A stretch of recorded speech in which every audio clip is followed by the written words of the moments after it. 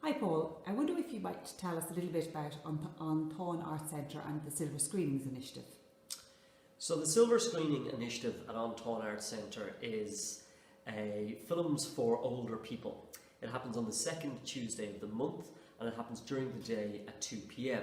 So we pick movies that we feel would appeal to an older audience. They'll either be classic movies that people remember from seeing in the cinema of the 40s, 50s and 60s, or they'll be modern movies that we feel have some themes that older people might be interested in. The reason we do it at 2 o'clock is we've surveyed some of our audience who come in and they wanted it during the day, not in the evening. It also means that when the film is over, generally around 3:45, we serve tea and coffee and biscuits in the foyer area of An Táin Arts Centre, and I conduct kind of an informal discussion about the movie that we've seen, and often that'll turn into a lot of people just intermingling without me talking at all and talking about the movie and then just talking about other social interests. So it's become a really good community group within themselves. We cater for anything up to 55 people for that part of our programme. That's excellent. Over the years, has it evolved? Yes, we've evolved massively because we're only 4.5 years old. So we were starting from scratch, and I had a look around the country at other models that other art centres were running, and silver screen was popular in other places. So that's one of the reasons I decided to do it. I'd also realised through a lot of market analysis that one of the main purchasers of tickets for art centres would be the plus 50, plus 55 bracket. So I did want to cater some specific programme directly to them.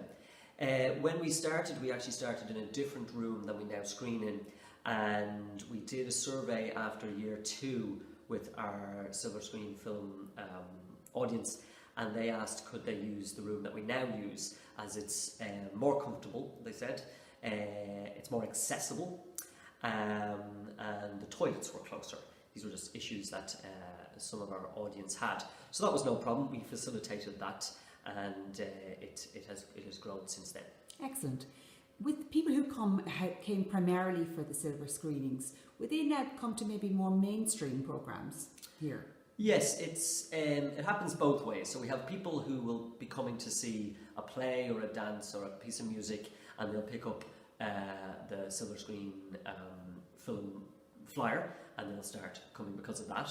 Or the other way around, as you suggested, we'd have people who come every second Tuesday pretty much of the year, 12 times a year, to see their film, and while they're here they'll pick up a brochure for the other elements of our programme over the next 4 months, or they'll ask me directly, or sometimes I'll just pitch them directly before a screening. I'll say there's a play Friday week that I think you guys will like, and some people go to that. So you're kind of working on a trust basis where people now trust me to programme things that they will like.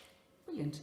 Can you tell me a little bit, I know you have a partnership or a long association with Men's Sheds here in Dundalk, and in particular this very exciting new programme you're working on called Song Cycle. Can you tell me a little bit about how that came about? Yeah, I observed at the silver screening that we were getting more females than males, and from talking to the males who were coming, some of which were from Dundalk Men's Sheds, I got interested in seeing if I could cater an artistic programme directly to the Men's Sheds.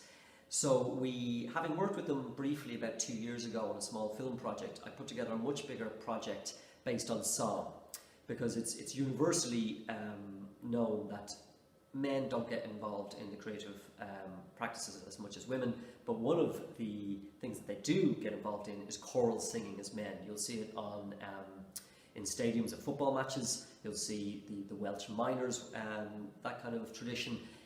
It's something that men can do together, and they can do it as an art form without feeling embarrassed or anything like that. So we've put together a fantastic team. I'm directing.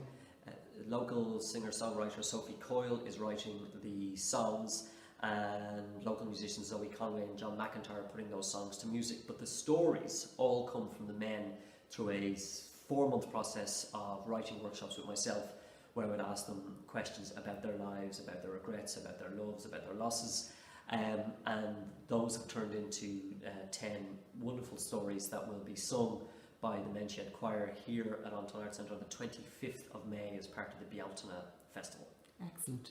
Would you encourage other businesses or organisations or support agencies to reach out and kind of maybe extend or enhance their product offering to engage with people who are in the silver economy?